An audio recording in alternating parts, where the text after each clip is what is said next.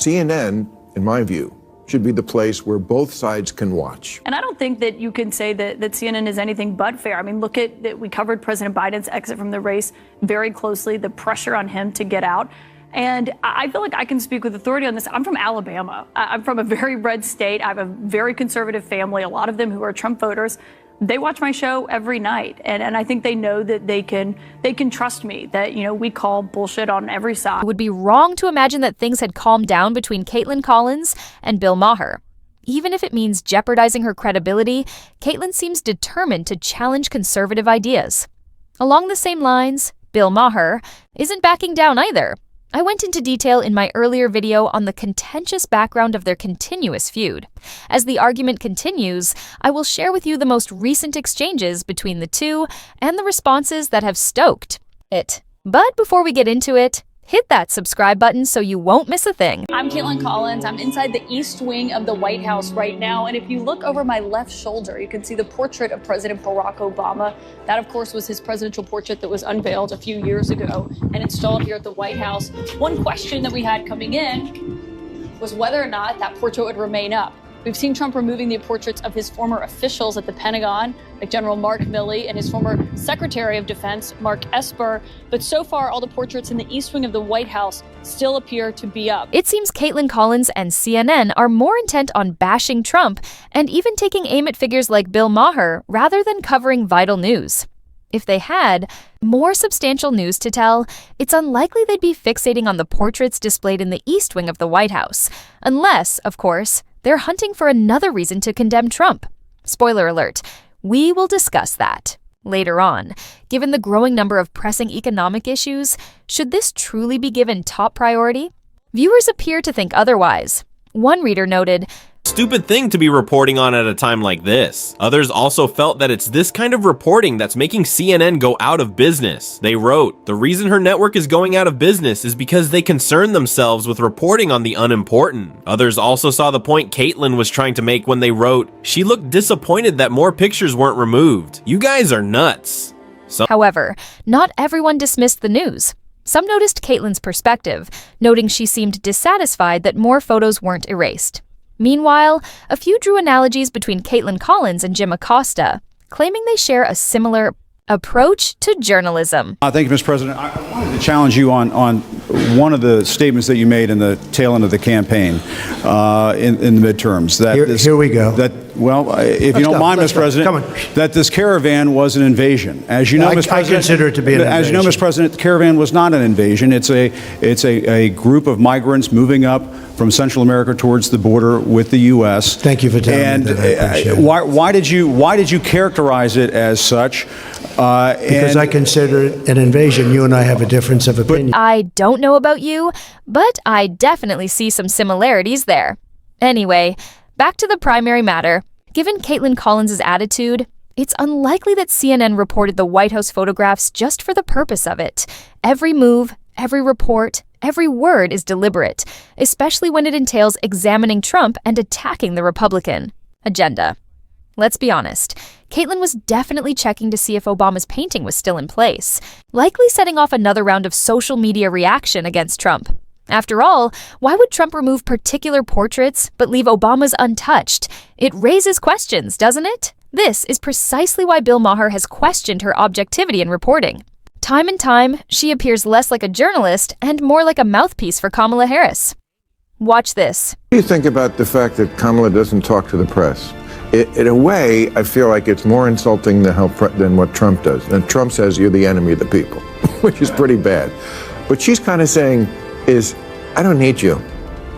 I'm not talking to you. You don't matter. You're not relevant anymore. To me, that's even worse than I hate you. It's like, I don't think about you. I don't know if it's worse than denigrating the press on a daily basis, which is what Donald Trump did. I mean, I covered him in the White House every day as a correspondent. See what I mean? The question was straightforward. Why did Kamala Harris avoid speaking to the press in the lead up to the presidential election? Yet, KaitlanCollins managed to shift the focus and bring Donald Trump into the conversation. A classic move. Rather than addressing why the sitting vice president was steering clear of media interactions, Kaitlan used Trump as an easy distraction.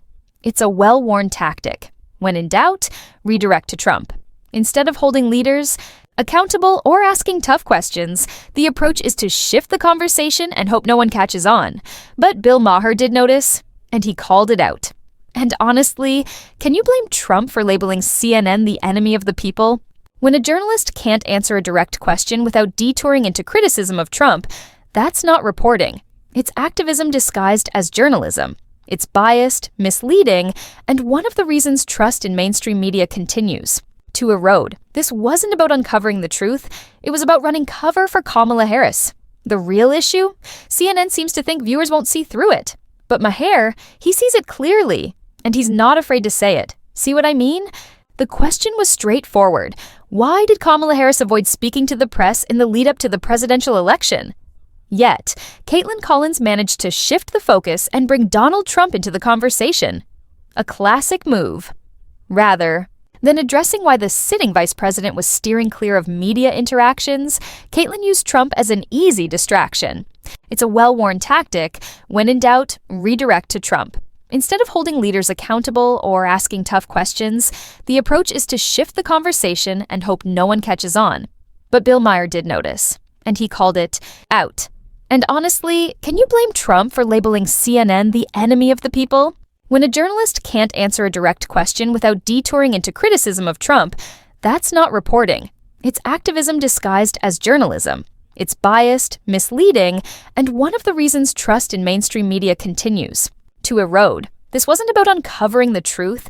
It was about running cover for Kamala Harris. The real issue? CNN seems to think viewers won't see through it. But Maher, he sees it clearly, and he's not afraid to say it.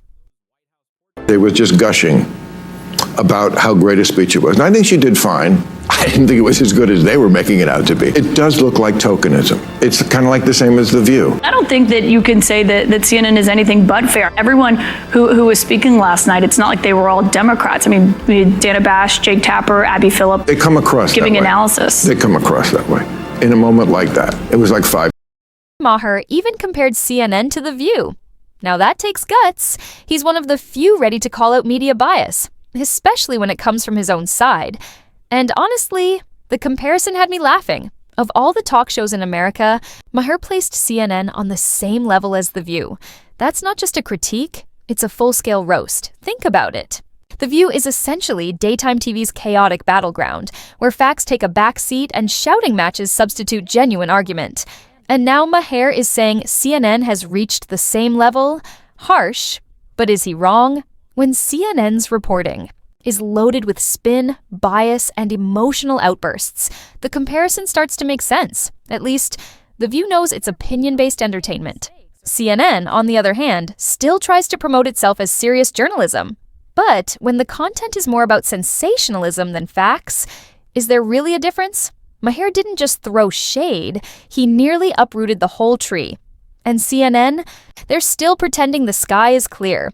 Speaking of daring actions, the current bordered czar, Tom Homan, had plenty to say as well. How many days after Trump is sworn in before this effort to carry out the mass deportations begins? I know you said it starts on day one, but after how many days will we actually start to see that happening? Day one. I enjoyed that slight pause from Tom Homan before delivering his response. It was as if he knew Kaitlan.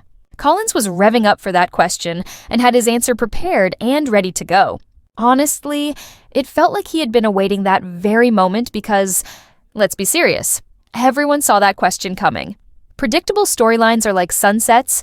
You know they're inevitable, but you never know how much additional fluff will be thrown in for effect. And Kaitlan, she stepped right into it. It's almost as if some journalists adopt the same familiar strategy. Pick a conservative, ask a loaded question, and hope they stumble.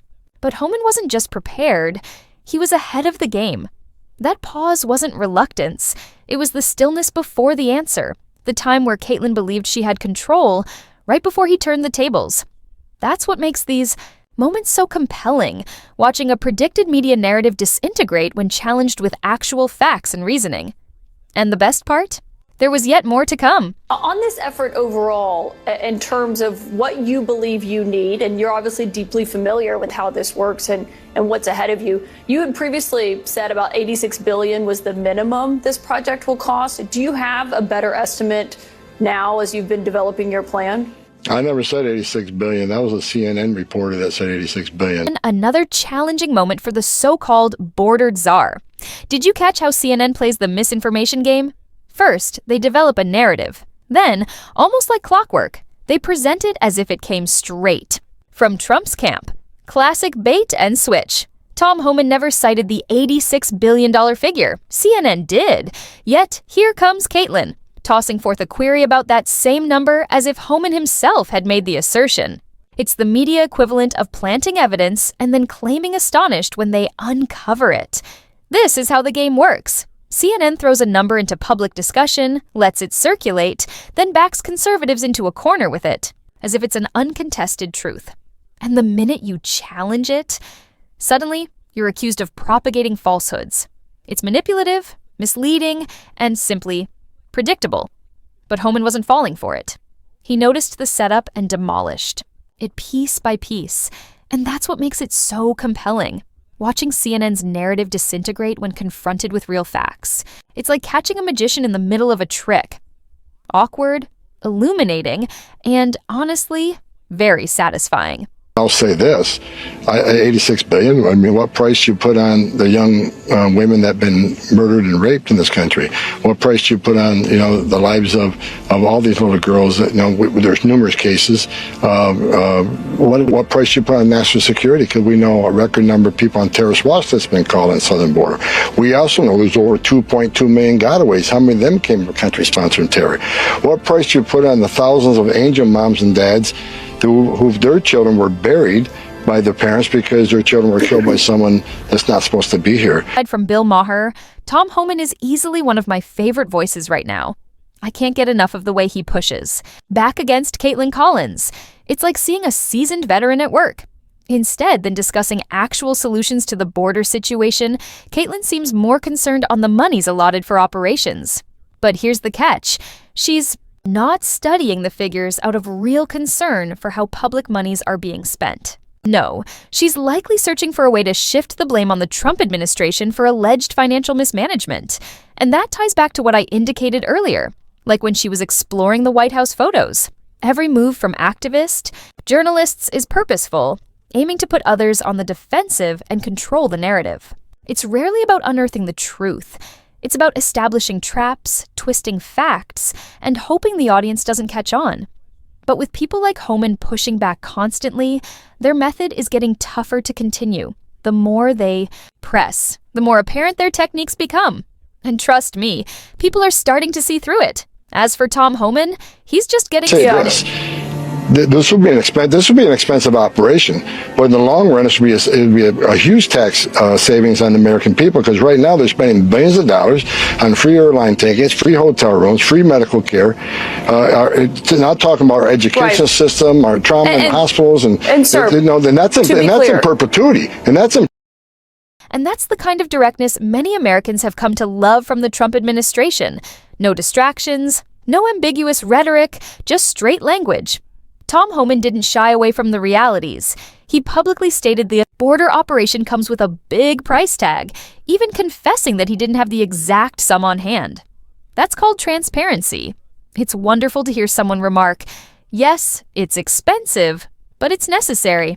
Now, compare that to the Biden administration, where everything feels like a meticulously crafted fantasy. They alter numbers, reshape narratives, and deflect queries like it's a competitive sport. Ask about prices, and you receive a vague response about equity and climate measures. Press them on policy failings, and they promptly point back to the previous administration. It's a masterclass in misdirection, saying plenty without truly answering anything. But here's the reality.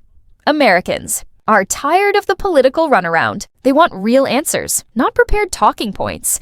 That's why figures like Homan stand out. He's not there to push an ideology. He's there to lay out the facts even when they're difficult.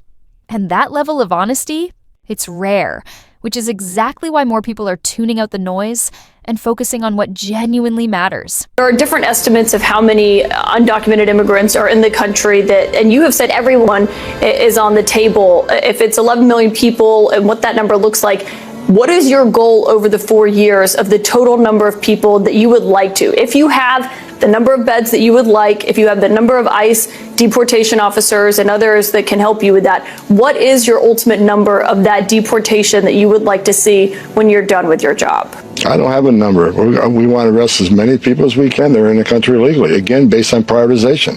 We want to arrest every criminal, every gang member that's here illegally, that's a public safety threat. We want to arrest every fugitive, those who had due process at great taxpayer expense and have an ordered deportation but didn't leave and became a fugitive. We had over 1.5 million of those.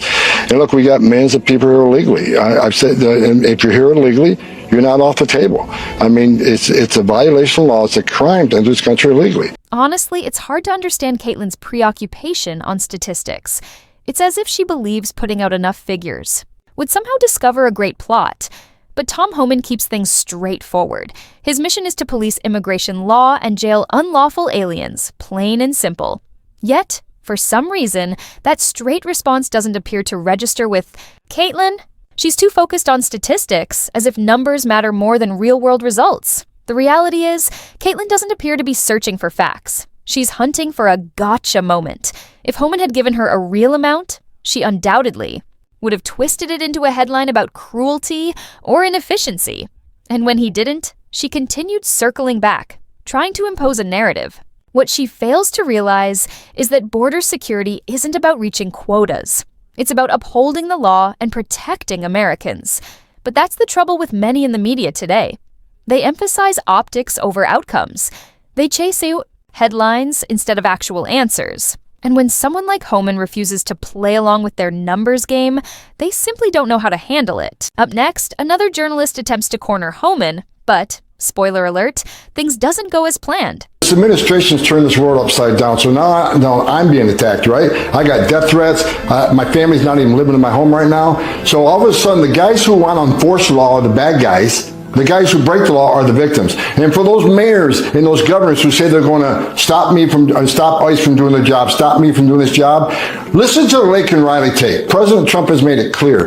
We're going to prioritize public safety threats and national security threats right out of the gate because they pose the most danger to this country. What governor or mayor doesn't want public safety threats and national security threats out of their neighborhoods, out of their communities? That's your number one responsibility. The government's primary priority should always be securing the safety and security of its own citizens before addressing the concerns of foreign nationals. That's just simple sense. Yet, under the Biden administration, this principle seems to have been spun on its head. Their stance shows that protecting foreign nationals takes primacy even when it comes at the expense of American communities. It's a flawed strategy that favors optics over security, leaving neighborhoods unprotected while conveying an image of compassion to the globe. What's even more troubling is that, even being out of office, certain officials continue lobbying against enforcement measures. Rather than stepping aside and allowing law enforcement to perform its job, they're actively impeding ICE through legal challenges, lawsuits, and layers of bureaucratic red tape. It raises the question, are they more intent on safeguarding unauthorized aliens than ensuring the protection of American citizens? Meanwhile, agencies like ICE are put in a difficult position, tasked with executing immigration laws while managing political impediments. This administration hasn't just neglected enforcement attempts, they've set limits that make it increasingly harder for border security officials to execute their jobs. It's a strategy that many perceive as dangerous, mismatched with public concerns, and removed from what Americans want from their leaders. This is exactly why many voters were dubious of Kamala Harris's leadership from the start.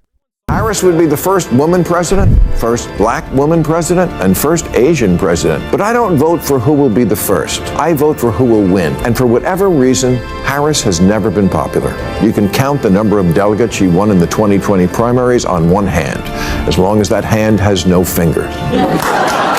In 3 years as vice president, she's been quieter than an electric car. It's not fair that she's not popular. She's intelligent and accomplished, and in fact was put in charge of the border. And look at how... Okay, Bill Maher made a solid point. When Democrats were in charge, they handled border security as a political problem rather than a national concern. Policies allowed millions of unauthorized immigrants to enter the country without proper screening, posing issues for law enforcement and local communities. The impact? increased strain on public resources, and mounting safety issues, all while the needs of American citizens took a backseat to ideological aspirations. But did KaitlanCollins or her media colleagues press for accountability? Not at all. There were no challenging questions, no investigative reports, no calls for responsibility. Instead, the media decided to disregard these flaws, shielding the administration rather than holding it accountable. Now, imagine if this had happened under a Republican leadership, the blowback would have been quick and persistent. This is the hypocrisy we continue to see. Leaders talk about compassion, but only when it fits their agenda. They champion justice, but only when it serves their political goals. Meanwhile, as these practices go unchecked, it's average Americans who bear the repercussions. What media are you talking about that's anti-Trump? You're not familiar with the anti-Trump media? You're not familiar with the fact that you guys control for everything of from all podcasts? the things I've heard you say out here, that might be the nuttiest. Scott, believe me, there's plenty of anti-Trump media. Julie Roginski either hasn't been paying attention or is choosing to disregard the obvious. It's well documented that the media landscape primarily opposed Donald Trump, yet she points to Fox News and Joe Rogan as if they alone balance the scales. While they have power, it's ridiculous to believe that a handful of voices could compete with a full media industry behind Biden. From CNN and MSNBC to the New York Times and the Washington Post, the number of publications propagating pro-Biden themes throughout the race was overwhelming. Social media platforms had a role too, with algorithmic judgments and content moderation typically tilting in Biden's favor. When you put all of that into perspective, Roginski's argument simply doesn't hold up. It's not simply a misunderstanding, it's a misrepresentation of reality. And anyone who's been paying attention can see straight through it. And, in my view, should be the place where both sides can watch. And I don't think that you can say that CNN is anything but fair. I mean, look at that. We covered President Biden's exit from the race very closely, the pressure on him to get out. And I feel like I can speak with authority on this. I'm from Alabama. I'm from a very red state. I have a very conservative family, a lot of them who are Trump voters. They watch my show every night. And I think they know that they can trust me, that, you know, we call bullshit on every side. Notice how Kaitlan emphasizes her family's Republican past, yet avoids mentioning her own political opinion. That wouldn't be an issue if she openly identified as a Democrat. Everyone is entitled to their ideas. However, in a role that needs objectivity, transparency is crucial. Viewers have a right to know if personal biases are impacting the story. Journalism should be anchored in facts, not ideology or political ties. If Kaitlan wants to preserve credibility, she should focus on fair reporting rather than allowing personal beliefs to influence her work. Otherwise, her work risks becoming more of a partisan remark than actual journalism. And let's be honest, trust in the media is already fragile. The least she can do is remain fair, upfront, and committed to the facts. That ends up today's episode. If you loved it, make sure to hit the like button, subscribe to the channel, and switch on notifications so you never miss a video. Thanks for viewing, and we'll see you in the next one.